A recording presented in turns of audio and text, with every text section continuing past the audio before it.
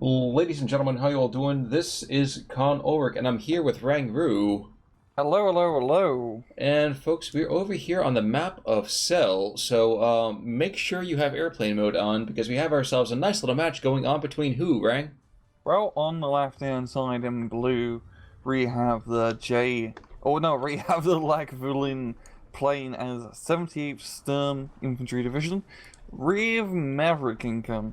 And on the right-hand side, we have the JSFFenix playing as 3rd Guard Mechanized Corps with balanced income. Well, one thing I can tell you over here about Phoenix is that it definitely looks like he's going to give his life for Ire in the south. He's got partisan DPs for days. Oh god, that is all. I mean, it makes sense.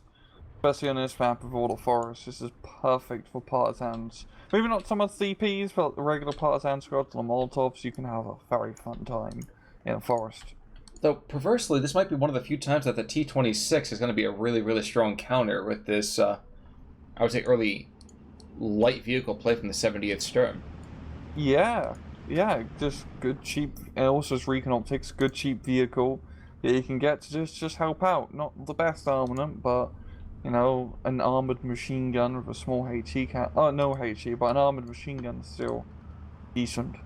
Very true. Now, the biggest issue here is going to be those MCHAs and MCHA Komaroti down to the south. Of course, a single one to the north, and I think that's where the main axis of the Axis play might come from initially. Mm-hmm. Outside of that, though, 78th Sturm outgunned over here early on, you think?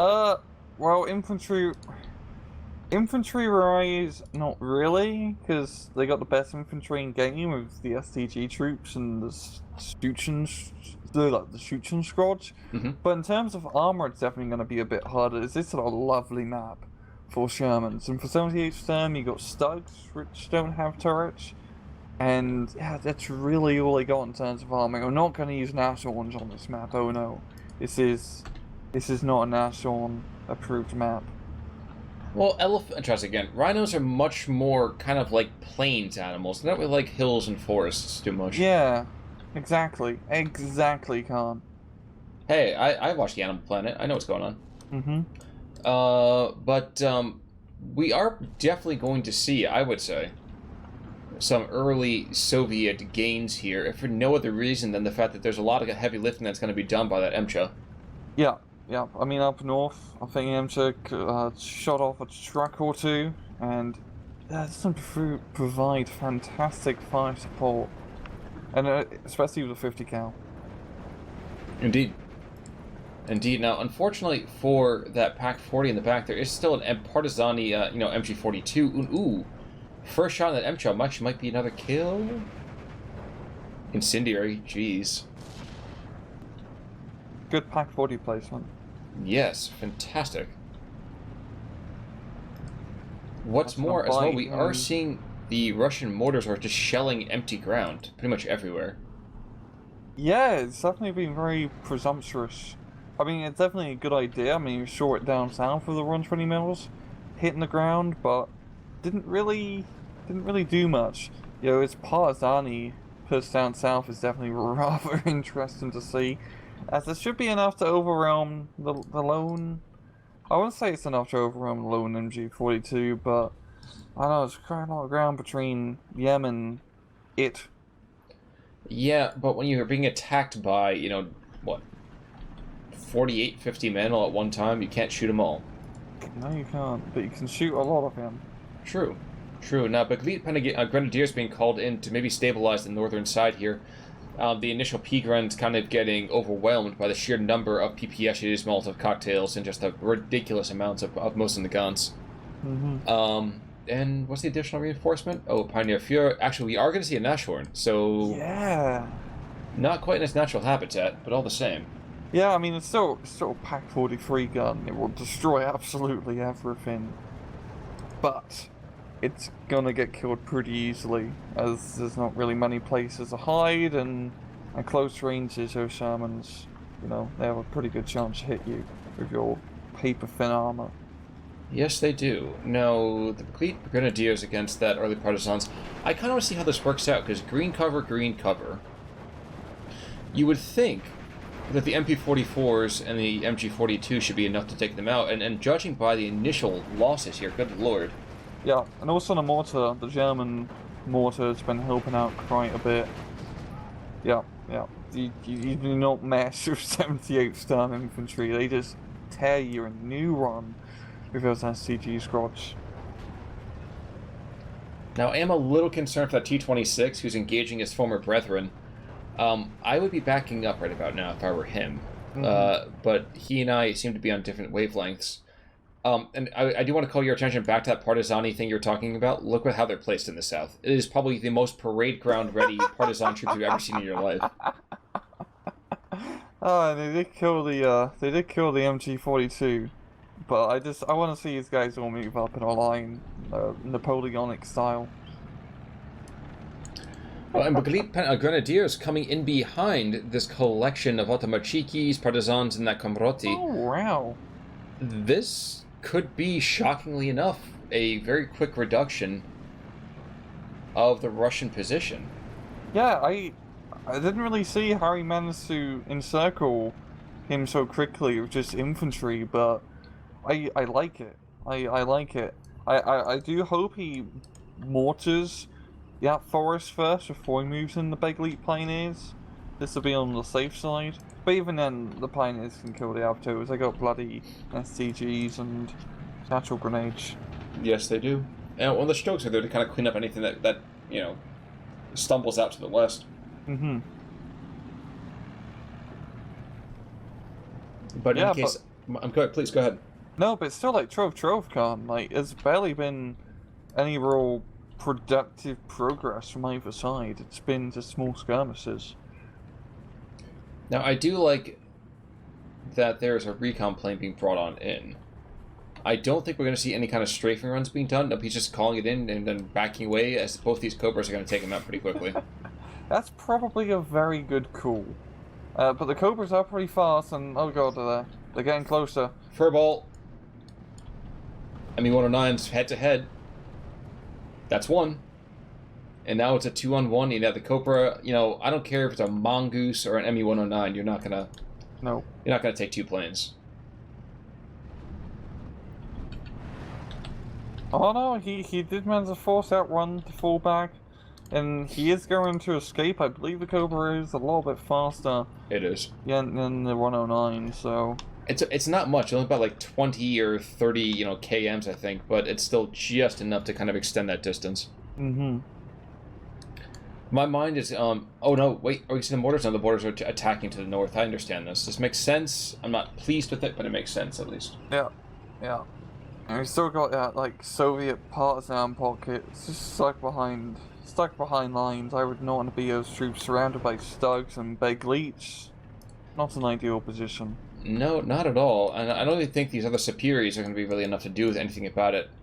I do like we're going to see a 37 mil being brought on in to kind of support any anti-air efforts to the north. But the mortar half-track, he is doing a good business, and I would like to see leader units be a little bit more, you know, front-lineally placed by Lagvulim. Mm-hmm. But I feel like they're kind of lagging it a little bit too much behind the front lines. So... Yeah, oh, the big leads are making a move in the middle. Yes, they are. Yeah, they're gonna clear up shop. Yeah, Pocket has done a good job at least of slowing down Lagov, because he hasn't managed to completely secure the hill, as he's left the right side undefended, and Fenix is going to be bringing in a Sapori squad to hold into the flag. Yes, but you know what? Holding the front lines as he is, if he takes his flag back, he still gets a bleed. Oh yeah, that'd be perfect for him. And the even Soviets more shocking. I'm sorry, please go ahead. No, the Soviets are holding strong in that forest.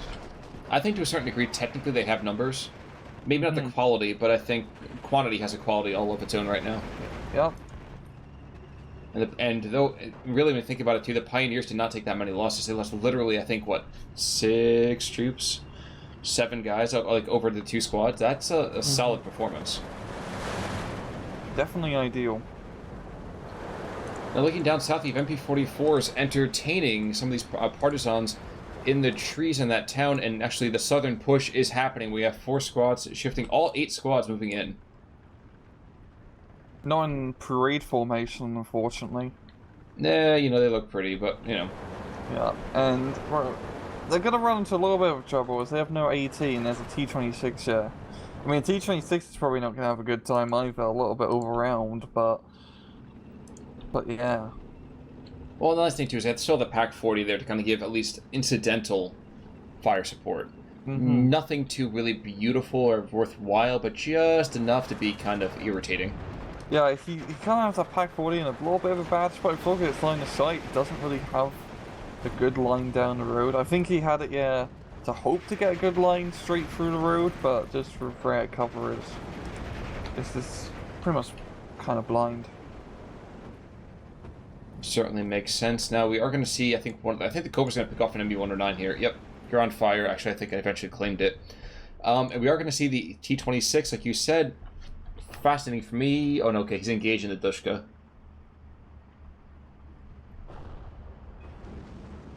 We just had a Soviet tank manned by Germans just blow up a British vehicle manned by Russians. Yeah, that's right. Front. That is a Bren carrier, isn't it? Yeah, it was a Bren carrier with a Duskum on top. Which is definitely a smart call, putting a Duskum on top, because the Bren's kind of rubbish. True. Now, a couple partisan squads being brought into the front, still buying it. Kind of a bit of a shame here. T-26 is slightly readjusting himself to kind of just be competitive, I would say, against this initial Russian front line. And to the north, about 3 batteries worth of Flak 38s being brought on in. Oh, jeez, that's a lot. He spread them out. I do like that. Well, mostly. But I wonder, I mean, that's all cool and all, getting all that AA, but the problem is he definitely needs to bring some infantry down south. He really needs some infantry down south more than anything. He needs infantry or tanks or anything. Checking back in on that central location over here, we do have Lagvulim Pioneers and Superiors exchanging high explosives, and apparently the Germans say return to sender on that one. As they take out occasional squads. This Stuck here, though, to their west, is just kind of just scratching his bum, waiting for the action. He's just chilling. Okay, now he's moving up now. But if he can get those Stugs onto the right side of that hill, we can pretty much shut down the reinforcement lines. Yes, if. And at long range, those Stugs do beat out Shermans, but I mean, the Shermans are now moving up to South Etrunchy, and they're going to be able to get in pretty close. And at close range, they like fighting Stugs. Yeah, that's true. And I think the accuracy, I think, is roughly about the same, I would say. Yeah, and I think it's mainly the stabilizers that really helps the Shermans, because they get that first shot. Even if the first shot doesn't get a kill, you usually get a good critical hit. Well, and the turret rotation speed. Because, hey, there's no turret. Now, down south, the Partisans have been making a sustained rush. They have taken out that Pac-40, and for some reason that MG-42 is still not, unlimbered, shall we call it? They probably have good air conditioning in the car, and they just don't want to get out. Well, it is a stylish car, for that matter, too. I'd like to be seen driving around in that, I'm not gonna lie. You like to ride a horse? Yeah, but even has, like, proper windows in the back, like you see in the house. Stuck is going to engage this first Sherman here. Incendiary, not really getting that kill he needs. But firing on the bounce, and that Sherman does get a kill. Now there's one Stug, and he's kind of facing the wrong way, so once the Sherman moves up, yep, crushed to hill, firing on the move, and it's... Oh, okay.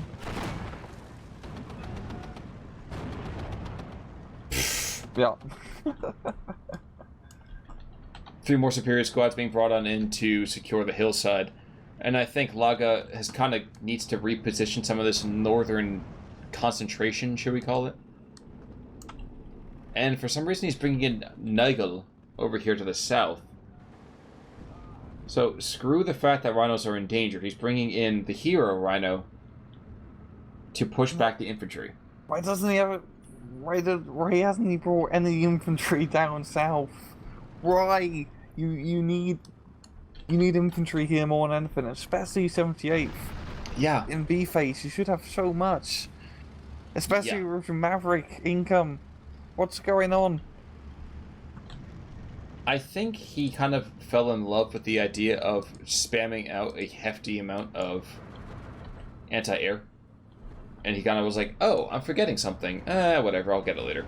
Yeah, I feel like he's just looking at the northern side of his map and just completely forgot about the south, essentially. Which I understand, he might be a newer player and it's kind of a pain in the ass to, you know, cover 7 kilometers of front line. It's a lot to micro, I'm not going to lie. But still, just get some infantry here. Just anything. Don't even have to push it, just get some infantry to defend and try not to lose all these flags. I do like active anti-tank being deployed to the north, though. We have a Panzerschreck squad and a Vernichtung squad, and this Emcha is going after the Sturg, as is probably the appropriate idea here. Unfortunately for him, well, assuming they eventually get themselves into position here, he's got to have 2 anti-tank squads in his rear, and I don't think he knows that anything is coming. He doesn't. No, he does not. It's just actually going pretty well for Lagger up north, at least. He's managed to take quite a bit of territory, and yeah, like you said, those Panzerschrecks are in a lovely position to shoot anything that comes down that road again. Oh god, he's getting tanks down south. Just more tanks. Tanks are blind. Okay, finally some infantry, some Sturm shooting, so that should be enough to clear out the partisans. Yes, and for some reason, poor Nashor Nagel is going to get just pwned, I think, by this Su-85. Yeah. I'm surprised partisan DPs haven't tried to get a little bit closer and just throw a grenade down the hatch. I agree with you 100%, actually. Since, again, the Rhino has no close-in infantry defense. None whatsoever, which definitely not ideal in such an engagement like this. Indeed, it is not. Now, check back into the north real quick. Okay, you have a squad of infantry. Okay. Well, things are slightly stabilizing, maybe not in territory, but in terms of potential venture here. But we do have 6 more squads of infantry being brought on in. Guards all. That's not what you want to be facing as the Germans. Not at this stage of the game. Yeah, guard TPs so at long range they do have a good shot against 78th Infantry. Yeah, in the middle hill, I mean, Baker Elite Pioneers are really cool, I'm not gonna lie, but having a bunch of Saparis is even cooler. Well, especially with 2 MCHOs in your rear, so, yep. Run away! No, not yet, Ray. This, again, is one of those moments where you have 6 machine guns being fired at you. Yeah, I would surrender, my friend. Yeah. Bloody love Shermans. The Steel Division games have made me appreciate Sherman tanks. You know, and I get why, but a part of me just wants to be petulant about it. Are we seeing any ground attack planes? Nope, just more Cobras. At the same time, Phoenix is a bunch of Shermans down south, all the way in the backline, not really doing anything. Just those 3? chilling. Yeah, they've been there for most of the... Yeah. They were there in the initial parting of the game. Oh, wow. And the 20mm cannons take out Nigel. And Stug's gonna be crossing over... No, he's gonna back off. That's probably a smart move.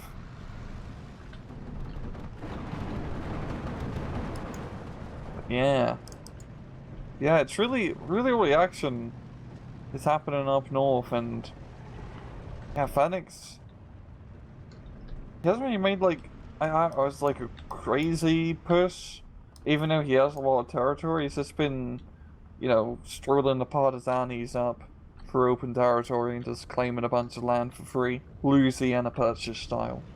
No, weird thing about that, though, is we actually are seeing 4 anti-air guns being brought on in.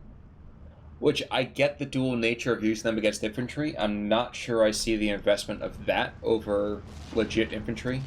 Mm-hmm. But, you know, I'm not entirely sure what's going through his head. I don't mean that in a derogatory sense either. So maybe he's got himself a plan. Like, this is a base of fire, and we're going to build onto that. Yeah, he's got some skirmishing moving on the northern side a bit down south along the hill, and you got to realize the skirmishing drill they just tear apart the partisans, especially with 2-star veterancy. It's just about getting the infantry. Yeah, you don't have to do that much in terms of micro. They just like you see as well as partisan DPs are almost dead.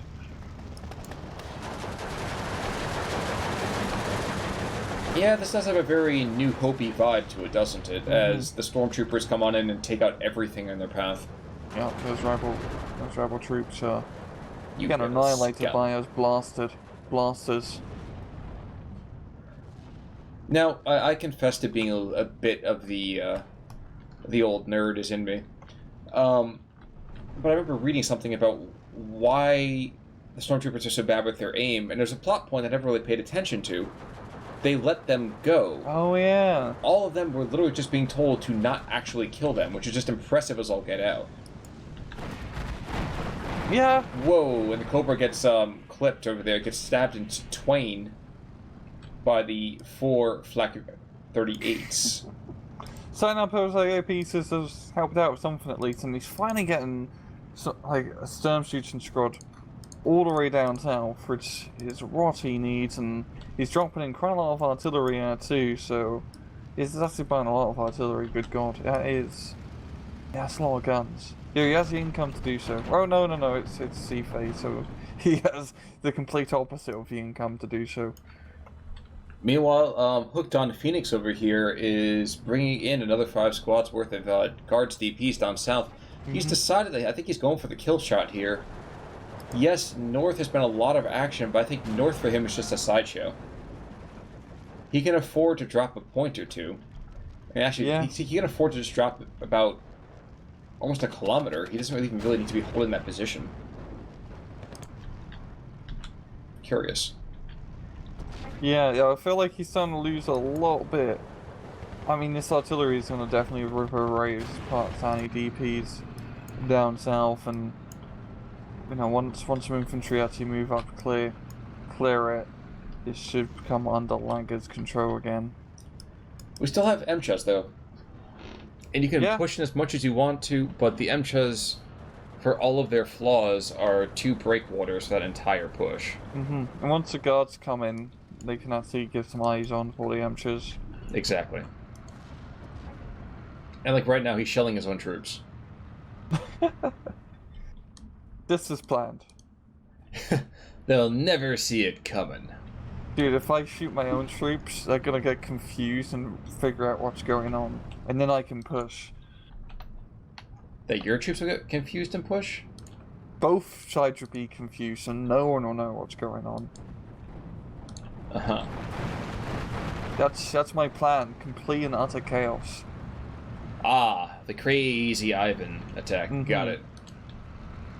Now, bizarrely enough, despite the fact there's a couple 37 mils, we haven't really seen committed AA other than that, you know, what do you call an entire hiss of cobras, whatever the heck that's called? P-39 Cobra? Yes, but what do you call a group of cobras? I feel like I should have known that at some point. I don't know. That's actually a good question, because snakes are like solitary. You don't really see great snakes in groups. Unless they're in a pit. Yes, or Indiana Jones movie. Yeah, like in a pit, yeah. So what would you call a group of snakes? Would you call them snakes? It depends. Are they on a plane? If that's not the case, then I've had enough of these mother effing snakes and these mother effing plane. But until then,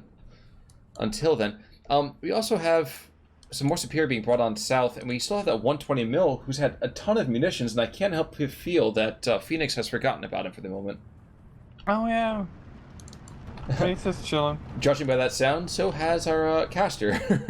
Yeah, I'm very curious about this match. I feel like both sides are pretty new to ST2, just judging by by micro and unit choices, but Phoenix has managed to, well, he's managed to push a bit more. Yeah, this has been a very interesting match. It certainly has. Now, I do like seeing this concentration of artillery. I would have loved to have seen it get spread out a touch more, especially since those multis that have brought them in are technically all munition trucks as well. Mm-hmm. But we're not seeing that. Instead, he's just pounding the ground looking to take out these MTRAs, which is asking an awful lot of HE shells.